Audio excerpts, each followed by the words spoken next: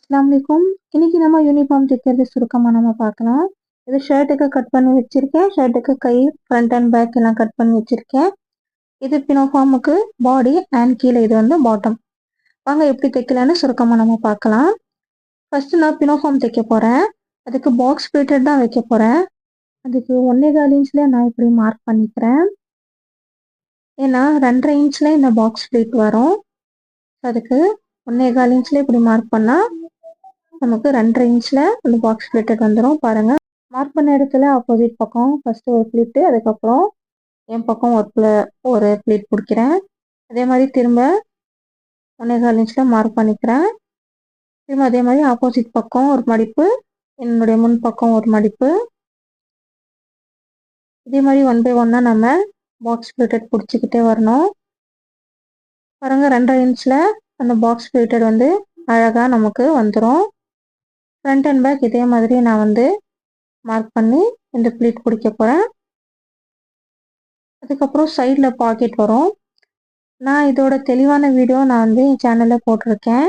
Link வேணும்னா நான் description பாக்ஸில் தரேன், பார்த்துக்கோங்க. அதில் தெளிவாக நான் ஷர்ட்டு, பினோஃபார்ம் எல்லாமே எப்படி தைக்கணும்னு சொல்லி தெளிவாக சொல்லியிருக்கேன்.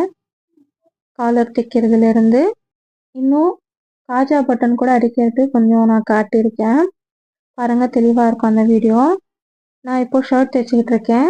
கைக்கு வந்து தைச்சி வச்சுட்டேன். இப்போது ஷர்ட்டோட பேக் சைடில் யோக் வரும்ல, அது தைக்கிறேன். அதை தைச்சிட்டு இப்படி கட் பண்ணிவிட்டு அதுக்கப்புறம் ஷோல்டர் தைக்க போகிறேன். நம்ம வீட்டில் இருந்தபடியே நம்ம பிள்ளைங்களுக்கு நாமளே யூனிஃபார்ம் போய் தைச்சிக்கலாம். ஸோ முடிஞ்ச அளவுக்கு நான் வந்து ஈஸியாக சொல்லியிருக்கேன். தெளிவான அந்த வீடியோ நீங்களும் பார்க்க மறக்காதீங்க. இப்போ நான் பாக்கெட் தைக்கிறதுக்கு மார்க் பண்ணி பாக்கெட் நடுவில் வச்சு சுற்றி வர தைச்சிக்கிறேன். இப்போ காலர் தைக்கிறதுக்கு நெக்கு சுற்றி இப்படி நம்ம அளந்துக்கணும். எனக்கு வந்து ஒரு 6 இன்ச் வருது. பாருங்க, கரெக்டாக 6 இன்ச் வருது. இது கேன்வாஸில் நான் கட் பண்ணி அயன் பண்ணி வச்சுருக்கேன். காலருக்கு மேல் பக்கம் கட் பண்ணிவிட்டு அதை நான் தைச்சிட்டேன். அதை நடுவில் வச்சுட்டு காலரோட கீழ் பாகம் வரும் இல்லையா, அதை நான் மேல் புறமாக இப்படி வச்சுட்டு சென்டரில் கரெக்டாக சுற்றி வர தைச்சிட்டு இப்படி ஒரு மேல் தையல் அடிச்சுக்கிட்டு இருக்கேன். இப்போ காலர் நம்ம நெக்கில் சுற்றி வச்சு நம்ம தைச்சிட்டு சைட் ஜாயின் பண்ணிவிட்டு கீழே மடித்து தைச்சிட்டோம்னா நம்மளோட ஷர்ட் ஃபினிஷ் ஆயிடும். ஸோ உங்களுக்கு இந்த வீடியோ பிடிச்சிருந்துச்சின்னா இந்த வீடியோக்கு ஒரு லைக் பண்ணிக்கோங்க. மறக்காமல் சேனலை சப்ஸ்கிரைப் பண்ணிக்கோங்க. இதுதான் இதோட அவுட்லுக். தேங்க்யூ.